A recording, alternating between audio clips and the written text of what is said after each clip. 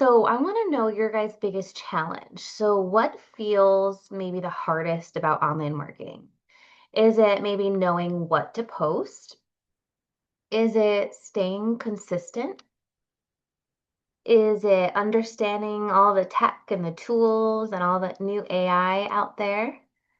Is it coming up with ideas, making a strategy? If you had to pick one that feels the most challenging for online marketing, which one would it be? Okay, so this is 10 ways to grow your business online. We did cover the first five, but we're going to just do a quick recap of the first five, and then we're going to dive into the second. And we're going to do some exercises to learn. Um, how to do this. So I want to know your guys' biggest challenge. So what feels maybe the hardest about online marketing? Is it maybe knowing what to post? Is it staying consistent? Is it understanding all the tech and the tools and all the new AI out there? Is it coming up with ideas, making a strategy? If you had to pick one that feels the most challenging for online marketing, which one would it be?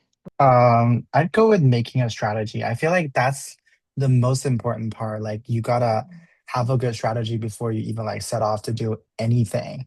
And I just feel like it's so like nerve-wracking because it literally influences everything. Like Yeah. if you make like a wrong decision in the first place, like you Mhm. might end up doing extra work and yielding, less results. And Yeah. sometimes it's just like so hard to tell like what Mhm. the right strategy is, like where the target audience is, like even though you know it, like what kind of content, what kind of online marketing really, gets them, really make your brand seem, Yeah. by them. I feel like that's the hardest part. Mm-hmm. Yes, and you know what, Mason, a lot of people agree with you. Like the strategy, they can feel overwhelmed or a challenging part. So thank you for sharing that. Yeah, and I'm a perfectionist. So sometimes I'm just like, if I don't have a perfect plan, I'd rather Yeah. not do it. Like, Ah, so it's yeah. just like really hard for me. Yes, and I can relate to that, but I'll tell you what, no marketer is 100% right. And, 100% of the things they do don't work, right? So, I think pushing past the fear of, oh no, this may not work, I'm not going to do it. It's just switching the mindset. I'm going to try. We're just going to experiment, and some things are going to work, and some things are not going to work. But that is going to give me data to figure out what to do next. So, and if I don't try, we'll never know. But yeah, so I think a lot of people agree with you. And just, I always a big fan of just messy action, just going for it. And that's how I've learned. So yeah. Yeah, I was someone told me to just like start crappy, just like do Yeah. something crappy. Or Laura would say just like get the MVP out, the minimal viable product, like Ah, get something out first and then you can yeah. polish, you can perfect it later. Yeah. Oh, I like that. I'm gonna have to remember the MVP. That's a good framework. Sometimes I doubt myself because I feel like I have such a unique algorithm, based on my Mhm. taste and things I like and everything. And I'm Yeah. just like, I don't know if things I like would also be things that, my Mhm. target audience would like things I Mhm. find funny, maybe other people won't find it funny. Yes. Yeah. That is very true. Um, Absolutely true. And as far as like staying up, understanding the tech and the new trends, Alexis, is so true. But I always remind myself, like, I always go back to the fundamentals, and no matter like if it was 2010 or if it's a global brand or if it's a small local business, the fundamentals are pretty, pretty much the same. And the new trends will come and go, but like having the foundation of like knowing what your goals are, who your audience is, what are your channels and platforms? Are you going to be doing ads or you're optimizing your website? Like those things, even the past 18 years have always stayed consistent.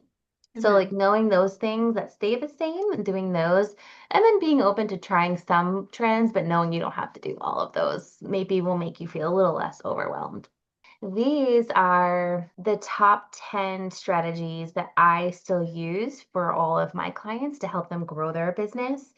And within it, like social media, you can have like new trends on TikTok or new content marketing trends, but the basics and fundamentals of these pretty much stay consistent. So And knowing that you don't have to do all 10 of these to grow a business, maybe you can pick a few and just really excel at them. But I've seen when you have a holistic approach, when you do all of these and they're working together, that's when the results really, really are great. So we'll start with the first one. So when have it start with a new business, we start with a beautiful website. So knowing that your website is responsive, meaning it looks good on any device, iPhone, iPad, desktop. It's not only beautiful, but it's your 24/7 sales machine. So it's converting for you. You're not just getting people to your website and then they bounce off. You're actually using your website to collect their information. You want their name, you want their phone number, you want their email. So making sure that you're not just getting visitors, you're getting contacts to your site. And then also making it like engaging. This is a fun doggy play care up in New York, where I'm from. And like we put together this beautiful, fun video on the homepage. So people get to the site, it's sticky. Google sees that people stay on the site, which helps you rank higher. So thinking about like if you have a business or if you're doing marketing for another business, how can you leverage that hero image to make it stand out and sticky? And then also the 5-second test. I like to do this with any website. When you go to a website within 5 seconds, do you know exactly what they offer? And in the hero image right here, does it show you their unique selling point? So this is a beautiful hotel in Lake George. Their number one unique selling point was that they're one of the few hotels on the lake that has direct access to the lake and, lots of beachfront. So that was their unique selling point. So in 5 seconds, I learned exactly who they are and what makes them stand apart. So if you ever do something for a business, make sure that whatever sets you apart from your competitors is right there. So I want to do a quick little exercise. You can pick any business, whether it's a small local business, it could be a wine bar, Lexus, it could be, um, a shoe store, like a donut shop. Somehow I have donuts on my mind tonight. But whatever, any business that you want to pick locally or around the country, pick it, go to their website. I'll give you guys a couple minutes and then we'll come back and share. But I want you to do that 5-second test. I want you to go and see if you can identify 3 things that could possibly be improved for conversions. Maybe it's a video on their homepage or their headline, that hero headline. Maybe it can include their unique selling point. I would say it's just it doesn't feel very like aesthetically inviting. Like when you Mm-hmm. see it, you don't have like this very strong desire to book a service with us or to Mm-hmm. think that we are very creative or innovative as we claim to be. So I'm Mm-hmm. working on this like website rebrand project, and this is like Okay. the new website kind of like working Ooh. on. So this is the new tagline, your partner in breakthrough science. So Okay. we're trying to highlight the partnership, like Mm-hmm. because a lot of scientists like they don't really know what kind of service they need. So we also provide like consultation services. Oh, We let okay. them know what kind of sequencing they actually need. Mm-hmm. So I added the partner here, and here's like a very brief um, explanation. That's what we do. We help researchers. So like what we Yeah. do, like target audience, and then Mhm. what we do, get fast and reliable sequencing. Yeah. And this is how we do it with no hassle and accuracy. Mm-hmm. Right off the bat, I see that. I see like, I actually don't know what sequencing is, but I'm gonna guess that DNA sequencing and Yeah, Q50. DNA, RNA, and stuff. Okay. And Yeah. I'm sure scientists will know they're searching this stuff, but I think that's so great that you have DNA sequencing and then Mhm. Q50. That's probably a term the scientists are searching. So that's Yeah. perfect that you have it there. Yeah. So I would say this kind of Mhm. applies to, Yeah. what you're asking. It's not a Yeah. local business, but I feel like Mhm. it's relevant to share. Yeah. Absolutely relevant. I think that's good. I would make that font a little bit bigger underneath. Mhm. But I Okay. really like how you have the word partnership in there too, because showing that you're collaborating with the scientists too. So, Yeah, yes. right. And it just like brings in like the relationship, it feels like you're closer to your client. You don't feel like you're just Mhm. like high up on the pedestal and they're like, oh, I don't Yeah. know who you are. Like, Right. Yeah, you know, it's welcoming for sure. yeah, yeah, that's welcoming. There you go. Welcoming. Yeah, absolutely. And that's exciting that you're building that. So whenever you're done, if you want me to like take a look at it too, I'm happy to like give you advice or just look it over. So send it my way. That'll be great. Yeah, Thank you. absolutely. So another thing you can do to optimize your website is add blogs.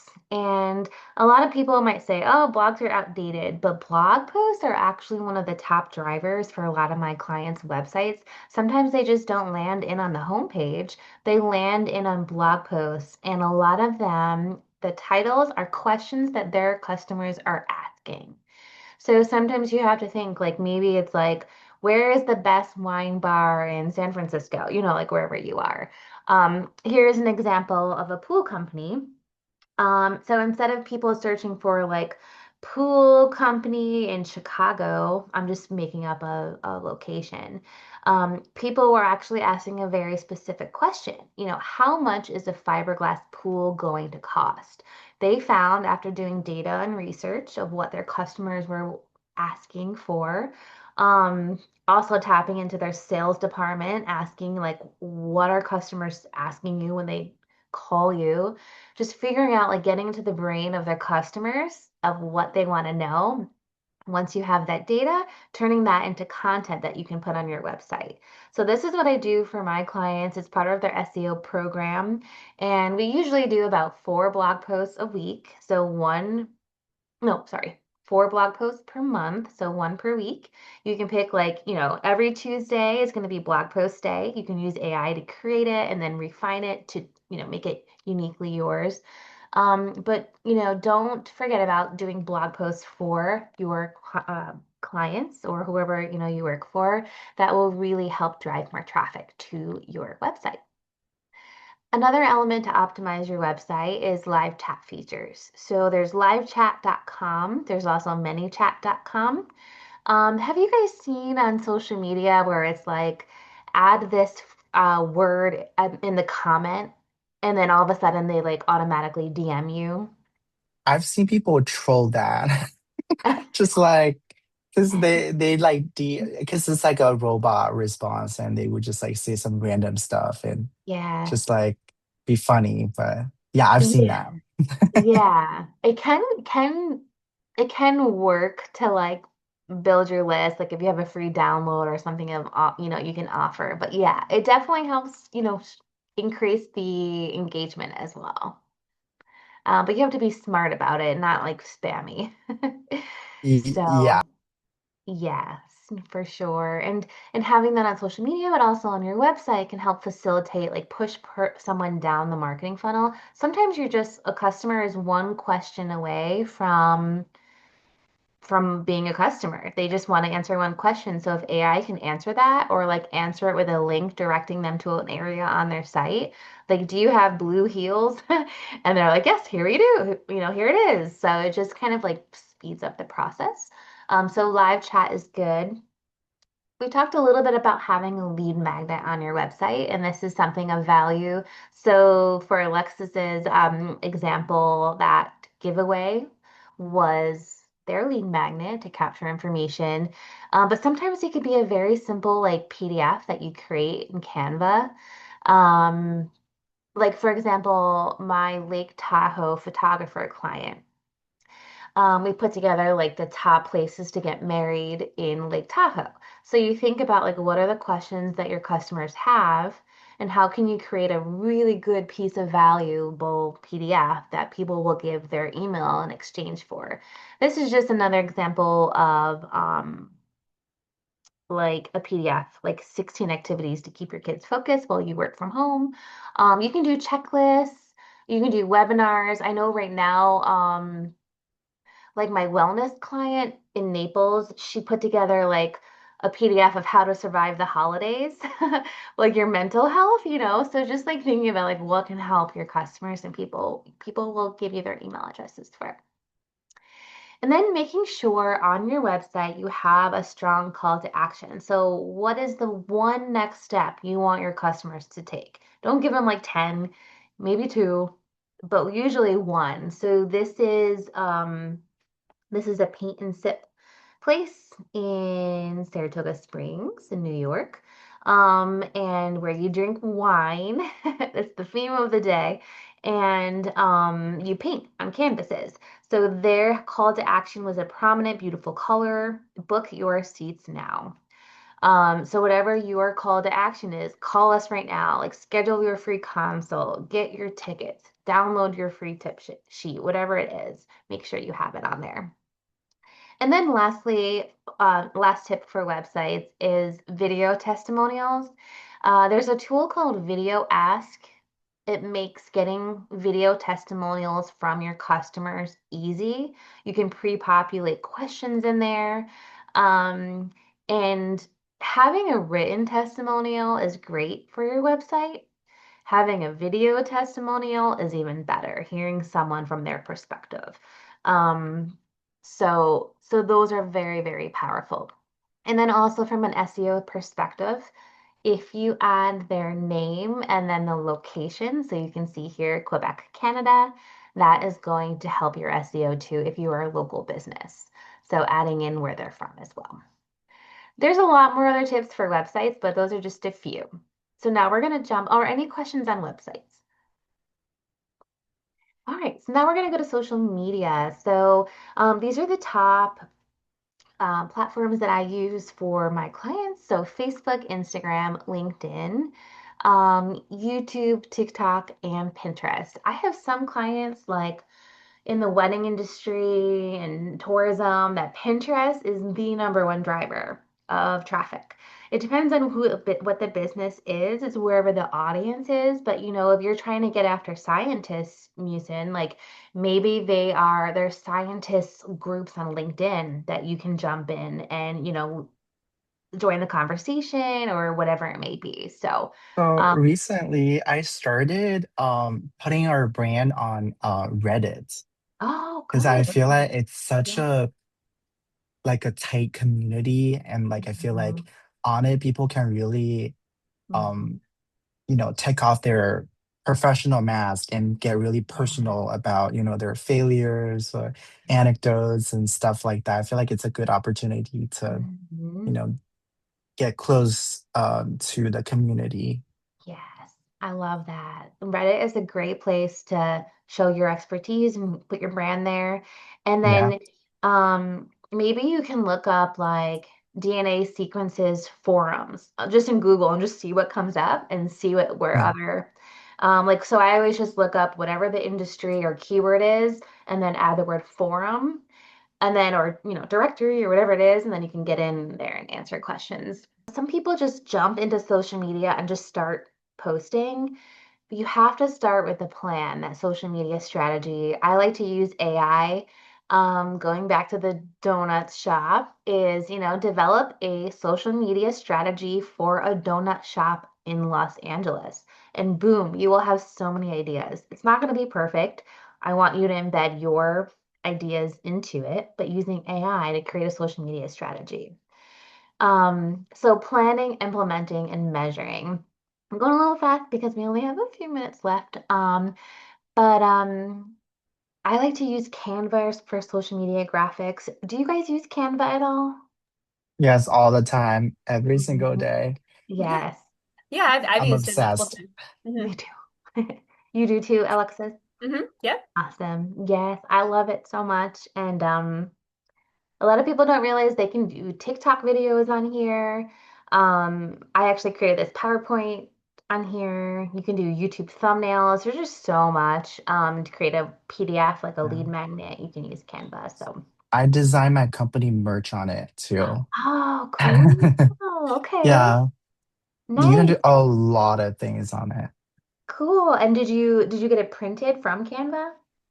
Oh yeah, just I exported like the PDF, and then I sent Mm-hmm. it to the cap, Mm-hmm. company, and had Yeah. they make it. I actually have it with me.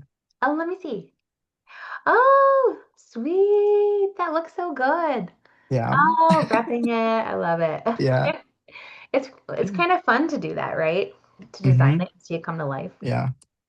Um, and speaking of targeting, this has really helped my clients grow to organic social media, meaning you don't put ad budget behind it. It can work. A lot of people can do it, but sometimes you spend a lot of time creating content and you almost hear crickets on social media. It's like you're creating all this stuff and like no one's liking it. It's because that Facebook now wants you to pay to play. Only about 1 to 3% of your fans are going to see your post unless you put a little ad budget behind it. Well, so for example, to put that in perspective, if you have 100 followers on your page and you make a really good post, Facebook is only going to show that to 3 people. So 3%. However, if you put a little bit of ad budget on that post, even $5 to $10, I have seen that hundreds, a few thousand more impressions on that post and a lot more engagement.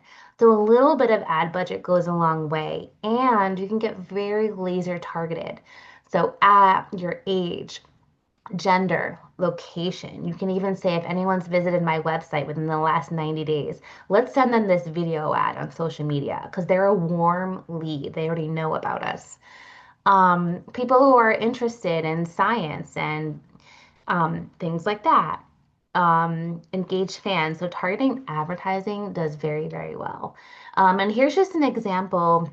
Like this was an example of like almost 1 million impressions that we got. This is a really cool client. They do like insane teepees for weddings and like festivals and events. And we were trying to get more brides. So we were targeting females within like I think 100-mile radius that were recently engaged. On Facebook, you can list recently engaged, your relationship status. And it just did very, very well. So targeted ads do good. And here you can see the geographic location. We targeted 30 to 65-year-olds, both male and women, and then different like locations. And that just did so well versus just organically posting something that just didn't have any, you're just kind of throwing out to everyone, and Facebook isn't really going to show it in a lot of news feeds. Try putting $10, try creating a really good, bless you, Musin. Try creating a really good video and putting $10, $20 behind it, like an ad, and see how it does versus your organic. I promise you it's going to do a lot better.